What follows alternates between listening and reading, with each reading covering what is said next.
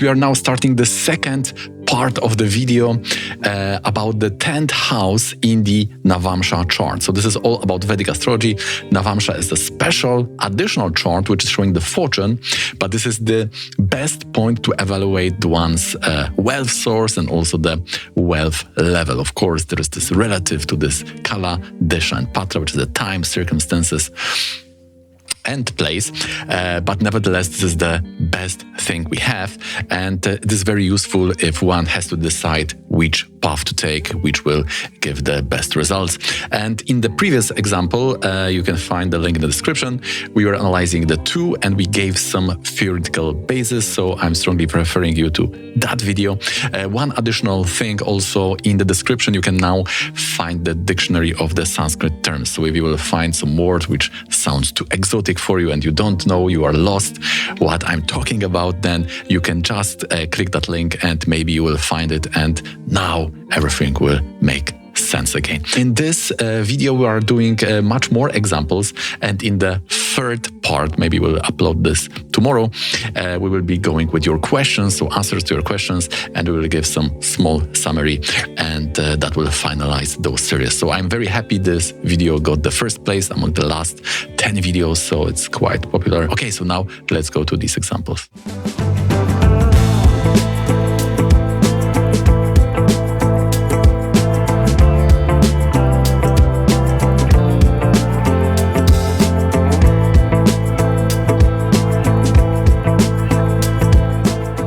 Now we are going again to this faster part, right? To this Aquarius, Rahu, again against the Indra, Ralph Abernathy. So he was not working in government.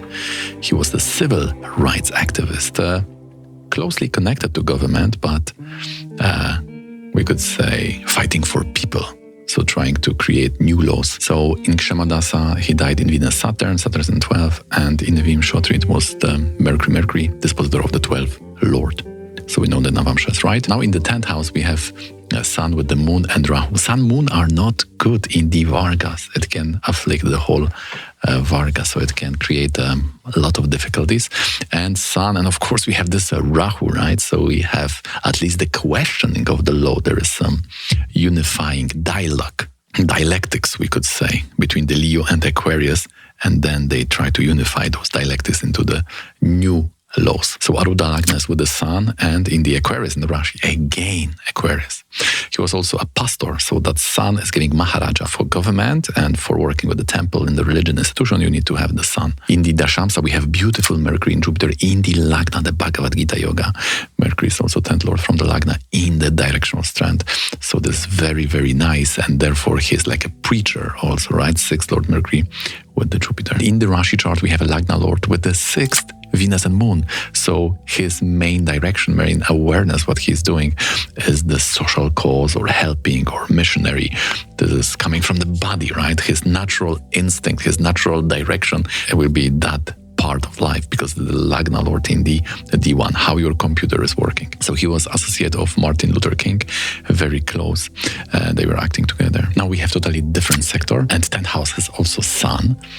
And there is a technically Parivartana between the Ketu and the Sun. So 7th house may have to do with people. We also have questions related to that. Ruda in the Rashi has Sun, but it's also with the Moon. So there is also option to work with the medical sector, especially if we have this Mercury also having some Shubha Yoga on the Arudha. In the D10, we can rectify it to Aquarius, because the person was the researcher, right? Rahu in Cancer in the 6th house. Beautiful yoga. And the 10th Lord from the Rashi will be the Moon exalted in the 4th house in the Digbala, in the Taurus also. So we now see that, oh, there is a lot of Moon influence, both in the Rashi, in the Arudha, and in the Dashamsa. And therefore the Sun can also bring this health thing, and also this administration, and also this power of the resources here. So he was the ophthalmologist, and his research was very important for this corneal related diseases. And the Sun is also about the vision, about the eyes. So we can see how under the Moon influence, so we need to take into consideration the planets which are having the yoga with the Sun. Therefore, this is the first step when we're analyzing the 10th house in the Navamsha, but also we need to apply the other levels of analysis, the Arudha in the Rashi and the Dashamsa. And now we are going back to this original sector. We have the Gino Costa. If we see the Navamsha, we need to apply the Rasi Drishti here, so the sign aspect. And here we have the Sun with the Jupiter, person who is studying the law, so we can see that he can gain the big income from both of these areas of life. And we have also Rahu on the Lagna, which is showing the research. And we know that this person, in his biography, it said that he was conducting the social sciences, the sociological research about the Peruvian democracy. And Arudha Lagna, of course, is with Sun. You can see the pattern for those type of people is there. Even if we take the Arudha based on the Mercury, the Sun will aspect the Arudha by Rasi Drishti. And in the D10, we have Rahu in the 10th. So for this general politician, the Moon should be there in Artakona, especially the 6th house should be stronger as you are doing the service, and Rahu is also very important for politics. And this can involve a lot of diplomacy. So if you are working in the foreign sector or with the diplomacy, then the Rahu will be very important. And those Taurus or this signs related to the moon will also be signified in those charts. So we can see Lagna Lord is with the 9th Lord. We have also this Chakra Yoga 3rd and 5th are connected. So this will also show the type of politician, but here in the Rashi chart, more from the perspective of character and also of the circumstances, how he will approach, and also the why, the big why thing will be also there in the Rashi chart. The why can be brought by the external circumstances, like some trauma can define our mission, our direction, but also can come from some form of internal digestion of what's going on around us. We can see that 7th Lord is also in the 12th house, so he had 2 marriages and both ended in separation, so there were some challenges to his private life. Now we are opening another sector of the Sun with the Alan Abel, and 10th Lord, Sun in the Navamsha, but with the Venus, right? Venus, Mars, this passionate yoga in the 3rd house, and aspected by Mercury. So now the Rajas is coming up, entertainment. You can see how it differs, right? The Rahu was bringing this activist, Jupiter was bringing those lawyers and politicians related to the law. For the moon, we had 2 options, right? One was the person working with medicine, and also we had a person working with the social causes. So we need to learn those patterns and to be able to differentiate between those options. So it's quite an art. A Rahu in the 5th house is the inventor, which would be very important, the trendsetter, someone who can break from the main line, from the mainstream. We have also Arudha Lagna, and we have this influence of Mercury and Venus on the Arudha. So now we are talking about someone who is working in an entertainment sector, and the Sun can bring the music, right? And the person who was a drummer, was the percussionist, and he invented a few of the things related to percussion, related to drums. And therefore we have this Rahu in the 5th house. He was also teaching music. We have this Mercury and Jupiter in the 6th in the Dashamsa. You can see how the Dashamsa will show all of the jobs. And what is very interesting, Sanjay Ji once mentioned that those people with the Yama Yoga, they will have some attraction to drums, to the rhythm. And we can see here, 7th Lord is Saturn in the Dashamsa in the 10th and in the martial sign, aspected by that Mars. And of course by Sun of music. So we can see how this company or this type of business was the Saturn, Mars, Sun, which could be about the drums, and his employment was Jupiter, Mercury. He was also teaching music. So beautifully reflected in the chart. And in the Dashamsa, we also have the Sun giving the vote, but in the association of, or colored by this Venus and Mercury of art. Now we have Marilyn Shapa, we are going back to the main sector. Sun is aspecting the 10th house in the Navamsha, but also Mercury. Now Mercury, we said, is about the finances, but in the Navamsha can also give a prolific author, especially someone who is earning from writing. So those people who will earn a lot from this will have some association of Mercury related to the 10th house, and we can appreciate how this works in this chart. Arudha is in Leo, and we have also Sun and both Mercury in the Kendra. So Kendra to Arudha will also influence one sector of life. And when she was working in the government, then she very much was involved into this communication with people about the gender, about the society, about the social justice also very much. So we can see how 7th house in the Dashamsa now is showing those mediator or someone who is talking with people and working for them on that kind of basis. And we can see the Cancer is there and the Sun is also there. So therefore this type of mediation with people is about the politics, about the law, about the governance and so on. So she was very much focused on the gender equality. This is the chart of the French politician. She had also a big controversy in the Venus Dasha. She was exploiting the funds, and we see how Venus has this Duryoga in the Rashi chart, 6th lord, and is in the 8th house in the Dashamsa. She was removed from that position. So 8 houses showing end of some project. Now we are opening this extreme activist. We are unpacking that part because their Sun will also be there, but in the association, as we already observed, of the Rahu or Aquarius, of the faster archetype. So we have Arudha right now with Sun, but in the Virgo, which is like Aquarius lorded by the Rahu. So Virgo or the Aquarius. Rahu, Atma, Karaka, and 9 is making one spiritual. This could be twisted, right? Spirituality. This may involve some radical elements, a root desire to be free, root desire for all of these things which are related to spirituality, like the love for freedom or the inner reflection, the philosophy, mind questioning, life, how we see it, right? All of these aspects will be there.